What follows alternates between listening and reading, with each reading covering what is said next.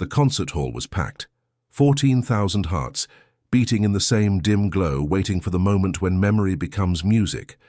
The band eased down. Guitar strings hovered like a held breath. The piano waited like a promise. Elvis Presley, in a snow-white jumpsuit that caught stars from the spotlights, leaned into the microphone and let the first line of "Love Me Tender" float across the arena. Then he saw her. Not the waving hands. Not the camera flashes. A little girl in the second row, still as a winter pond.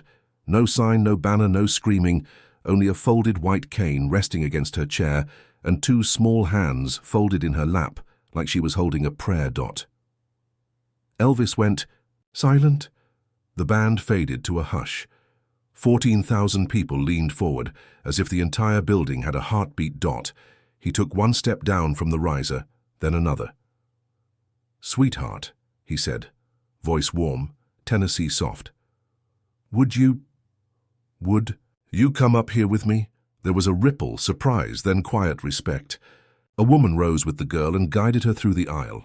The child counted the steps with the ball of her shoe, listening for the edge, mapping the stage by sound alone. Elvis came down the last stair to meet her. He offered his hand. She found it. The arena exhaled. "What's your name, darling?" he asked, kneeling to her height. "Lily," she said, voice small but steady. "I'm 10. And do you like music, Lily?" She tilted her head toward the piano. "I don't just like it," she said. "I play it." The line landed like a spark. The audience gasped, then stilled, suddenly protective. Elvis smiled, not the stage smile, but the private one he saved for brave truths. "Well, Miss Lily, would you bless us tonight?" He offered his arm. She took it. Together they walked toward the grand piano, black and bright under the lights. Somewhere up in the rafters a camera light blinked red. Somewhere inside 14,000 chests, hope stood up and wiped its eyes. "Take your time," Elvis whispered, guiding her to the bench. "Feel the keys." He placed her hand on middle C. Her fingers found homes like birds landing on a fence at dusk. The band leader lifted a hand to the musicians. Hold. The hall pin-dropped to absolute silence. Even the security guards forgot to scan the aisles. "Whenever." "You're ready," Elvis said. The mic picked up Lily's tiny inhale. "And then," she began. At first, the sound was a thread, gentle, feeling its way through the dark. One note, then two, testing the distance between them. Lily's fingers traced the shape of unchained melody, but not the jukebox version, the prayer version, the midnight version, the version you only hear when someone who can't see the stars teaches you how to listen to them. The melody rose. It moved like a tide, swell and hush, swell and hush, an ocean across a piano. She didn't rush. She didn't reach. She just opened a door inside herself and let the song walk out barefoot. The audience didn't clap. Breathing felt too loud for what was happening. A man in the 10th row put a hand over his mouth and lowered into his seat as if kneeling in. Church. A woman who had come to relive the 50s found herself in 1956 and 1972, and the kitchen where her mother had hummed the same tune while washing peaches. Elvis stood just behind Lily's shoulder, not looming, guarding. He glanced at the band and shook his head. Not yet. This was her room. These were her walls to paint. A soft mistake. 2 notes brushed shoulders where they shouldn't, and Lily tightened. The hall felt the tremor. Elvis leaned closer. "It's all right," he breathed. Not on the mic, just for her. Music. Ain't about perfect, it's about true. Something in her loosened. The tremor became a tremolo. She rolled into the chorus with a courage you only see in children and soldiers. Chord by chord she lit the rafters, and the sound engineer rode the gain like he was holding a bird, careful and grateful and terrified of ruining it. 1,000 tiny things happened at once. A stagehand forgot to cue a follow spot. A security guard took off his hat. A teenage boy dragged to the concert by his grandmother felt a tightness in his throat that surprised him. Near the back rail, a veteran closed his eyes and let the chorus unlace a knot he'd been carrying behind his breastbone for 30 years. Lily slowed for the last phrase. She pressed her ear toward the sound the way blind pianists do, like the music is a candle and the ear is a cold hand. The final cadence arrived like a promise, kept. Silence. Then the roof came off. Not shouting. Not mania. Gratitude. People stood fast, as if jerked upward by a rope. The applause didn't flare, it blossomed, slow and wide, until it was less a sound than a weather system. Lily turned her face toward the roar. She didn't flinch. She smiled, small at first, then bright. Elvis wiped his cheek with the back of his hand like it was sweat. It wasn't. He stepped to the mic. "Ladies and gentlemen," he said, his baritone trembling like a flag in a kind wind, "you just heard the most beautiful music of the night." The arena kept clapping, then calmed in waves, the way people do when they want to hear the next miracle. Elvis crouched beside Lily again. "Miss Lily," he said, voice half air, "is there anything you want?" She turned toward the breath, toward the warmth in his words. "Would you," she swallowed, "would you sing with me?" The hall held. Nothing moved. Spotlights fixed, camera lights steady, even the dust motes suspended. Elvis smiled, that boyish smile that used to make Memphis girls lean against soda counters. "What song, darling?" She didn't hesitate. "Love Me Tender." Half the audience pressed hands to their hearts. The string player closest to the piano wiped his eyes with the end of his sleeve. The band leader raised 2 fingers. Ballad, hush.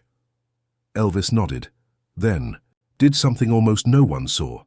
He took a breath like a swimmer about to go under, and let the weight of all his years slide off his shoulders. "Softly, boys," he told the band, hand low.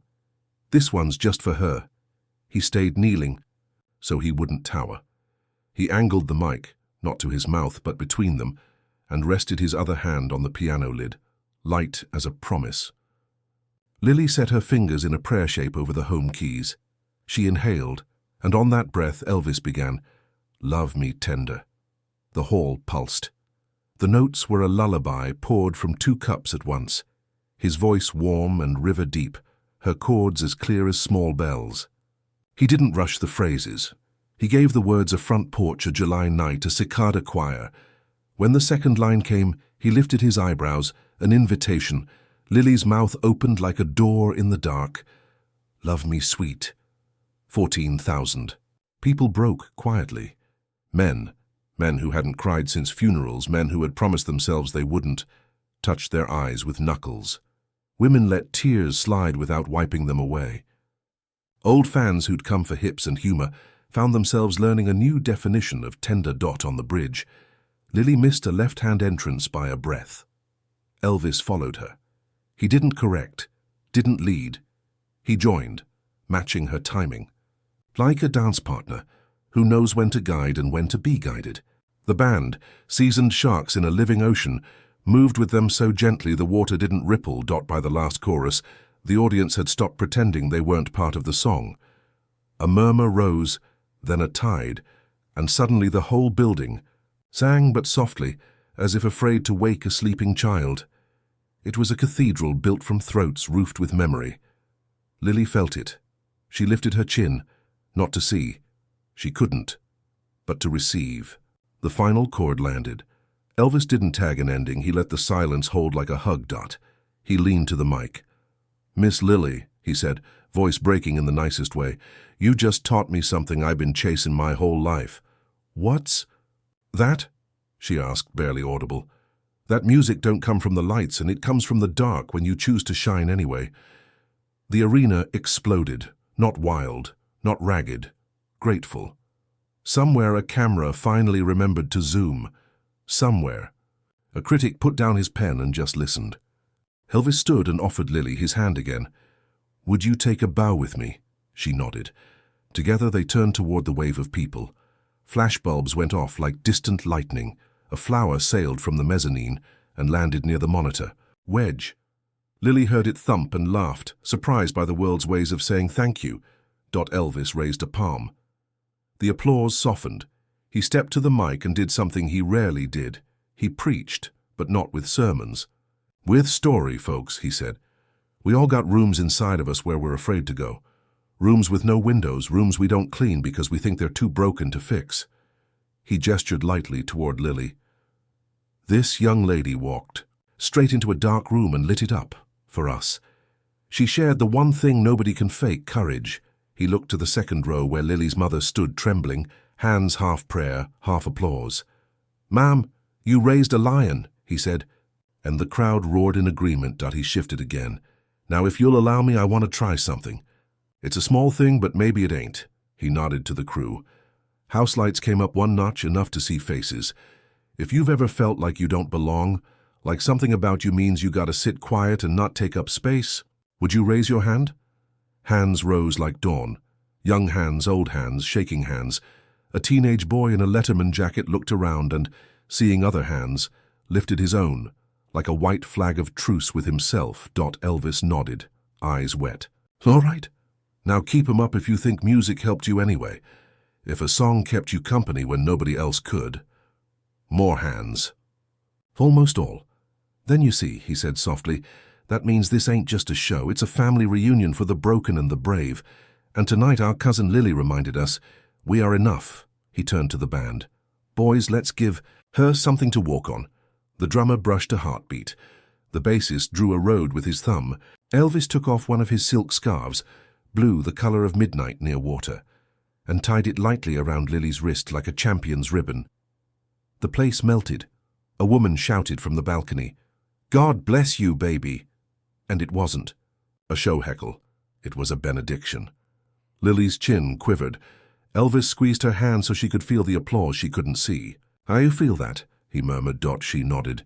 "It's warm." "That's love, darling. It's got a temperature." He faced the hall one more time. "If you know a kid who thinks their difference is a door that won't open, tell him Lily left it unlocked for him tonight." They didn't leave her to climb the steps alone. Elvis walked her back to her mother, step by careful step, then hugged the woman like a brother who'd just watched a miracle and needed family to confirm it. The ovation didn't end. It changed. From thunder to rain, steady and cleansing. Backstage later, the corridor smelled of cables and coffee. Lily sat on a road case while a stagehand fetched her cane. Elvis arrived with a paper cup of water. Not a chalice, not a prop, just a small kindness. "How's your heart?" he asked. "Big," she said. "Too big for my chest right now." He chuckled. "Mine too, honey." They talked about keys and colors you hear instead of see, about how crowd noise feels like weather, about the way a piano can be a map when you don't have a window. Elvis told her a secret he didn't tell. Cameras. That there were nights the lights didn't help. Nights when his own dark rooms seemed crowded. That music was the rope he used to climb out. "You remind me what it's for," he said. "It ain't for applause, it's for home." A crewman snapped a quick Polaroid, not for a press kit, for a memory. The picture developed ghost-like. Then clearer. Elvis kneeling by a small girl on a big stage, both of them looking toward a sound only they could see. Word got out. By morning, the newspapers were less interested in set lists than in a small pair of hands that turned a coliseum into a chapel. Radio hosts who had planned to argue about charts found themselves telling callers about courage. A columnist wrote, "Last night, Elvis reminded us that tenderness is the bravest genre." Weeks later, a letter arrived at a fan club address, written in spidery loops by a child who'd watched a grainy clip on TV. "Dear Mr. Presley, I am blind too. I used to hide my keyboard when friends came over. Now I keep it out. I don't sing good yet, but I sing anyway. Thank you for making the stage look like a safe place."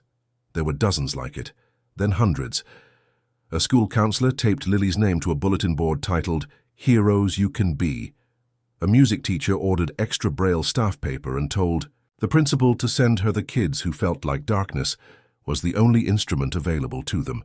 A veteran from row 17 mailed his old metronome to a youth center with a note, "It still keeps time." So do you. Years turned.